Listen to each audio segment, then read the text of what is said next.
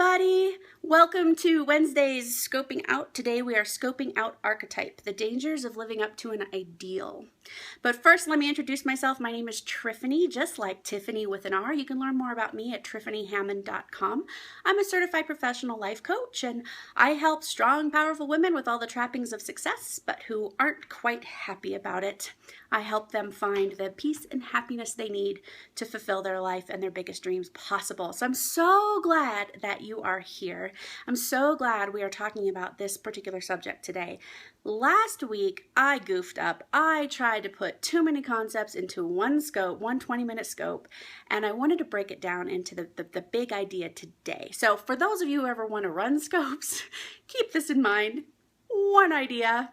Keep it short, get to the point. I think I lost a lot of people last week. So we're going to try this today.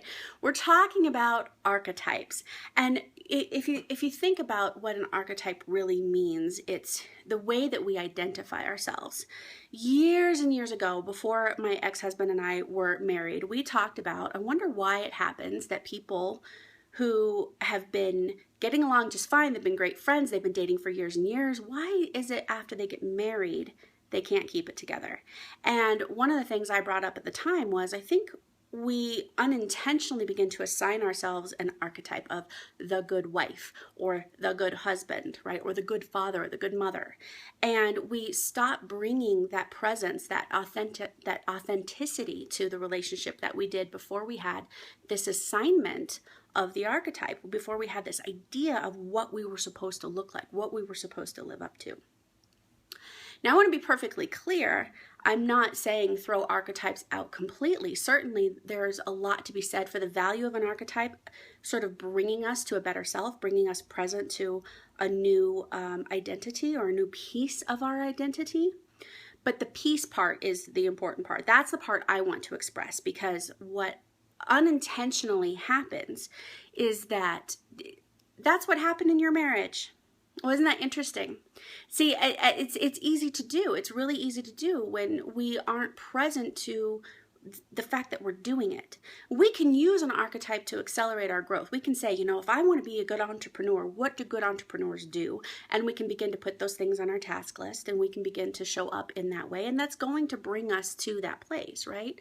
But what happens is if we begin to show up only in that way, we stop being present to who we are. So I'm going to give you a few examples. Last week I talked about my identity as the healthy person, the go-getter, right? And then I got meningitis. And then I was the sick person who actually needed help. I was the sick person who couldn't sleep. I was the sick person who pushed herself too hard into workouts, and because she identified as the healthy person, no, I'm the healthy person, I am not the sick person, and triggered an autoimmune disease in myself and made my whole situation worse, right? That was my example from last week. But as I've been thinking about this and thinking and identifying the different ways that I've seen this, I've got a really good friend. For her whole life, I'm just a bad beginner. I get frustrated, and I don't want to put in the time, and I just feel like I should be good at everything right from the beginning. I'm just a bad beginner. And what's funny is I've known her for decades, and I've seen anything but a bad beginner. I've seen her take on really big things and digest and break them down into these really small digestible chunks and make them achievable for herself. So I've seen anything but that bad beginner, right? Good. I'm glad it's making you think about that. I'm glad you're thinking about how you identify yourself. And that's the point of all of this is I want you to begin to look at what is the thing that you say about yourself all the time. What, good or bad, right? Remember, I was the healthy person. That sounds like a good archetype. Be the healthy person, right? But when I was sick, I wasn't present to what was. And that's the danger. You stop being present to what actually is in your life. Does that make sense? So not only are you blinding yourself to new opportunities that could be coming up in a new way because you're so dead set on living up to that first archetype, but you begin to wear the archetype to such a degree that it starts to wear you out. But this is what I do. I'm the good mother. This is what yeah, but that's what I do. I'm the bad beginner. Or I've even seen it go so far that people who have had chronic illness for a long time begin to feel well And there's a piece in their subconscious that kicks in that feels like if they feel well, they have invalidated their sick experience for all of those previous years, right? So you stop being present, you stop being agile to what is, both on the opportunistic side, right? You put blinders on, but I'm the one thing and I can't be that thing too. Or you create these underlying beliefs about who you are that disallow for change, disallow for growth and evolution in yourself. So this is a thing that is it's nebulous and it's insidious, right? Because it's tricky. It's that little thing that we've just kind of always described ourselves. I work with CEOs who are like, yeah, I'm just the bitch. Everybody knows me as I'm just the bitch. And really, they're not. They care about their people and they go above and beyond. But because they're the boss, they've been assigned that title and they just sort of take it on and didn't realize they took it on and know that everybody just thinks of them that way. And that's somehow just it. And that is something that over time begins to wear you out. Because you're not present to what is, because you're not present to the opportunities in front of you, and you're constantly trying to live up to this identity that maybe it was thrown on you, maybe you chose it, it doesn't matter, but you're living up to something that whatever this present moment has isn't your truth. You are using your energy and your resources in a way that is inauthentic to the other things that could evolve for you. Does that make sense? Good. Thank you. I'm glad that this is resonating with some of you, because what happens is we're told life is linear, right? If you just go kindergarten, first grade, through high school, good college, good job, all these things, that everything's going to work out. And as we reach adulthood and we realize we played by all the rules and now we're not so happy. Something along the way we dropped. Maybe we were told that writing was too ambitious or too dangerous and really you should have a fallback plan. Or maybe we were told somewhere along the way that our plans weren't going to make enough money, so it just really wasn't a good idea to do that. And then we did the right thing and went and got the right job. We chose this archetype, intentionally or unintentionally, and then tried to live up to it for all of these years. And then come midlife, and we're looking over that hill and we're saying, I only have a few precious years left. I only have a few precious decades left. And the first few decades went by so fast. Now what? I'm exhausted and I haven't lived any of my dreams, right? And it's not to say that this is a time to criticize yourself. It's not to say this is a time to come down hard on yourself. You've done the best that you can and now you know. So what you get to do, the opportunity you have here now, is to reassess. I like the question, what else could be true? So if I say something with an absolute, I say, really these concepts that I'm talking about are coming from my Fail to Win program, where FAIL is an acronym for All is Love. And what I'm talking about is some of the ideas that I address in the all section, where everything kind of exists on a gradient. One of the examples I like to use is people huddled around at a wake, right? Everybody's grieving and they're sad. But suddenly somebody starts telling stories about the deceased. And some of them are pretty good. And people start to laugh. And then there's that sense of betrayal. Like, I shouldn't be laughing. I shouldn't be having fun when I'm grieving. That's a betrayal to the deceased. It's a betrayal to their loved ones. Yeah, you get it. So what has happened in that moment is somebody has said, I'm the grieving person, I'm the grieving brother or the grieving whatever. And we've identified that the appropriate way to be the grieving whatever is it should look somber, it should look sad, it should look bereft. And we have forgotten that we are still that person who loves that person with the memories, that person with laughter in our hearts and joy that we got to spend time with the deceased in the first place, right? When they were alive. And we negate the good stuff that's trying to creep in during the times that we're supposed to be living the archetype. Can you see how this is everything's sort of on a gradient? We are both things. So the bad beginner is also a good beginner, right? The healthy person sometimes is the sick person.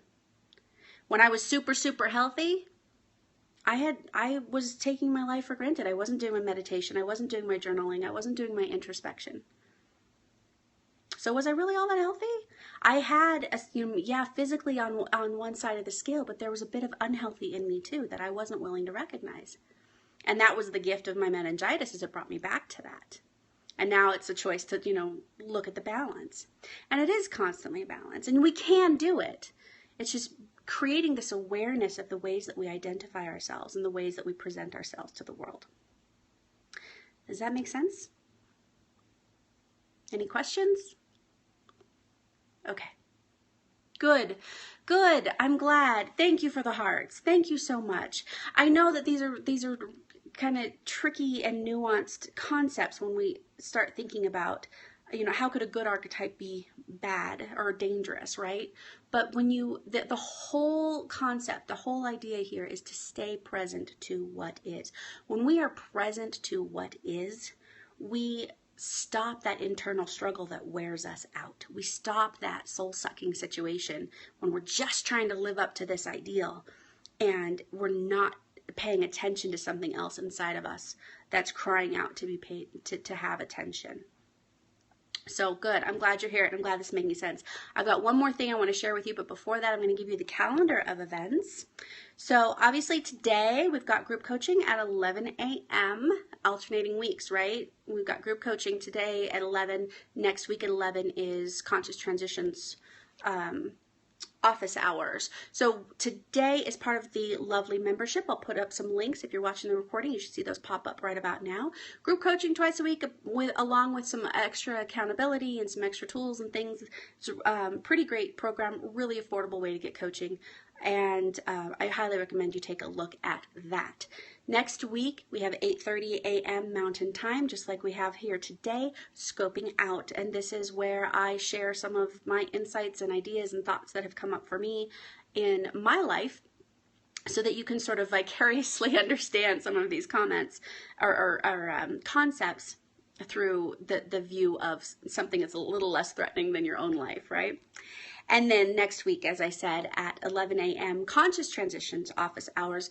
If you know somebody who's going through a divorce, is contemplating a divorce, has been through a divorce, or any other hard transition like that, tell them about this course. If you're that person, join this course. It is a home course in grief and growth, and it really allows you to take this really shitty piece of your life and make it an empowering piece of your story. Ultimately. So I highly recommend you come to that. And I'll put up links up here. Now, May 14th is second Saturday. That's where I volunteer at denverdivorceworkshop.com. I'll be in Cherry Creek this month, helping people out with the grief plan. It's a section of the Conscious Transitions course. So if you're in Denver, make sure you're coming to that. That's going to be in Cherry Creek on May 14th. If you're not, go to denverdivorceworkshop.com anyway. There's links. These are held all over the country to give you the resources you need to be able to go through your divorce informed and prepared. May 19th is the Inside Scope. That's the third Thursday of every month, 9 a.m. Mountain Time. That's where I answer your questions. So make sure you're sending me your questions. It's a little bit awkward if I don't have any questions. So make sure you're sending those in at tiffanyhammond.com/the Inside Scope. So last bit here is, as we're talking about archetypes and we're talking about how we begin to identify ourselves, I want you to understand that those subconscious beliefs that begin to work in alignment with that archetype, right? Remember I mentioned the sick person who has been sick and suddenly they begin to feel well, but there's a subconscious piece of them that says, if I do that, I completely invalidate. I can't invalidate the previous experience of my life, which has been as a sick person. Those subconscious things, those subconscious elements, truths, they're not true, but you believe them to be true without even realizing that you believe them. Those have been cemented by a series of events that felt highly emotional to you. What happens when we experience a life event is everything we experience comes through this prefrontal cortex. It comes through an entire emotional process for us. We have a story that goes with everything that it's experienced. That's why we can't be objective as witnesses, right? Because we create a story whether we realize it or not. Well, what happens is those stories that come with a very strong emotional response, those are the ones that stick. So small wonder, right, that most of our triggers come with the negative story, with the negative event. And we go, yeah, well, hi, Mystic.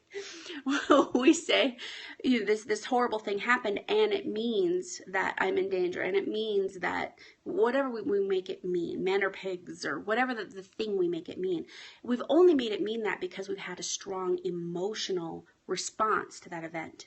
So as we're trying to rewire this, as we're trying to stay present to what is, and we're trying to come to an archetype that actually serves us, hopefully we don't stick there, right? Because that can change too.